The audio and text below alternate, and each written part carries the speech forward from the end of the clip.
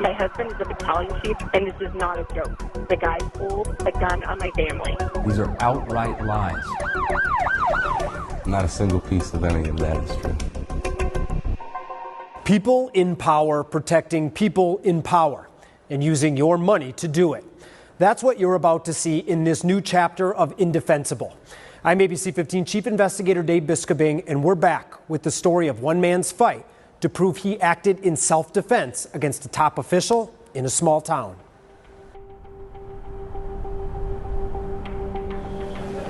Hey, Chief, Dave Bisabing with ABC 15. I was hoping we could talk to you. We've heard a lot from the public about the situation with Chief Parra, and I'm not sure if you have a response to what's happened. A lot of people are wondering, is he going to be investigated? We're getting ready to start a board meeting. We have a couple minutes, though, so I'm hoping we can knock this out in a few minutes.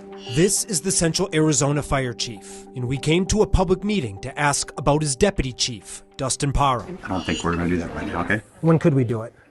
We can talk afterwards and figure that out. I mean, will you give us some time after?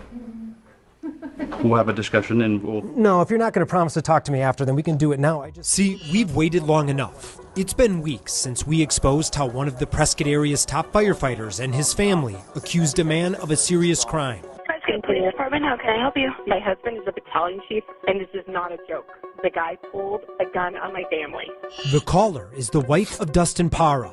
The alleged suspect, Matt Masucci, a local construction worker. They claimed Matt came out and for some reason threatened them. My husband jumped out of the car. We tried to calm the conversation. He just pulled the gun out on my family. Everyone left before police got there. Then, acting only on the family's word, officials arrested Matt at gunpoint and charged him with 4 felonies. One false move and every one of those guys is going to fire at you. Prosecuted with extreme prejudice. Nobody did their due diligence. Nobody was interested in finding out the truth. This grainy video would eventually show Matt walked straight to his own car, and it was Parra, drunk after leaving his brother's funeral, who for some reason went after Matt, trapped him inside his car, and refused to let him leave. That's why Matt says he pulled a gun from his center console. What's more likely? I became, for no apparent reason, verbally aggressive and then presented a handgun and threatened them, or this drunk man who was at a very emotional day of his life chose to pick a fight with somebody because he didn't like the way he looked. Despite the video, it took 2 years and a second set of defense attorneys to get the case dropped. His status in the fire department is directly correlated to how they handled this. Now let's get back to Central Arizona Fire. So far, the only thing they've said publicly is this Facebook post. The department wrote it was a personal incident that happened off-duty. So basically, there was nothing for the department to do. But we uncovered, immediately after our report, the fire department hired a PR company for crisis management. You guys have hired a crisis comms firm, using taxpayer money to pay them. My questions are free, and we're here right now, so I think we should just knock it out. Do you have anything to say to the public about what we reported? Dave, not today. Oh, yes. Reinhardt is out. Not today. Ever? I'm not saying never, but there may be an opportunity to visit, but we're getting ready to start this meeting, and I don't think this is the most appropriate... It's the 100% most appropriate time. You're a public official at a public meeting.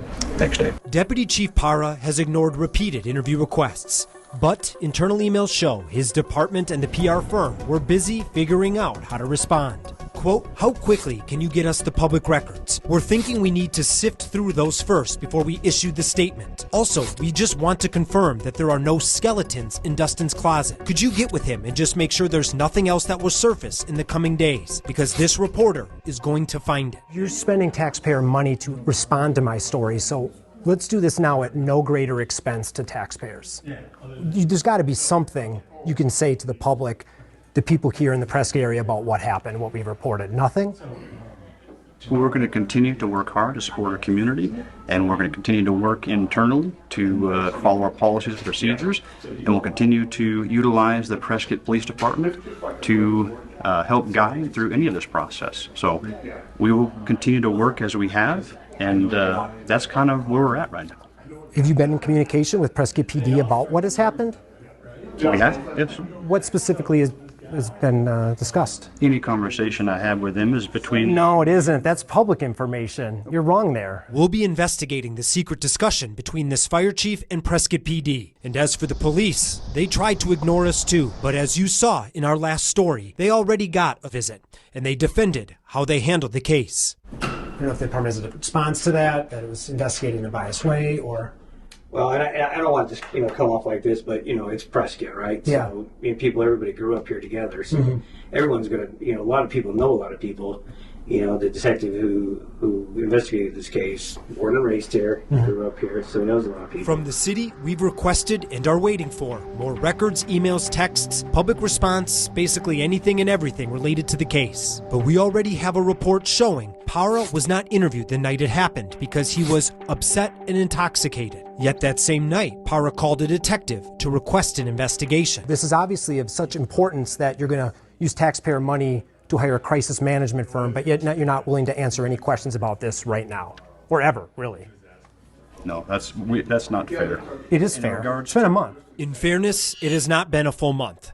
It's been 25 days since our story first aired. And during that time, Central Arizona Fire has gotten a lot of feedback. Their Facebook statement flooded with hundreds of negative comments. The department also got more than a few voicemails. I want to know if Chief Parra has been placed on administrative leave yet for lying to the police and almost causing a man his life. Those of us that actually pay taxes cannot trust a fire department that have an actual chief that can do something so despicable. What the is your problem keeping that guy employed after you learned what he did? What kind of people are you working with there? I don't worry too much about the fact that we are trying to do our best to respond to, even your report. And so we'll continue to monitor the situation and try to respond as best we can, because we have gotten some public feedback, but a lot of it is very negative, but not even from our community. So we'll continue to work with the board. Some of it, quite a bit of it is from your community, though. Okay, thank you, Dave. So we're just going to leave it at this. You're just nothing to say about this specific. What you've said is talked around a lot of things. You have not answered anything specific about this at all. Okay. Well then, no. I have no further comment to have to you today. Okay. Behind you.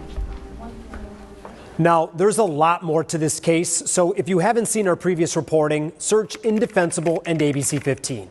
We've done 2 other stories, and they should fill in a lot of the background here. But as you just saw, we're still investigating and waiting for more records and evidence. We're also investigating several other cases of people in Arizona defending themselves against false accusations from people in power. So stay tuned. I'm Investigator Dave Bisabing, ABC 15, Arizona.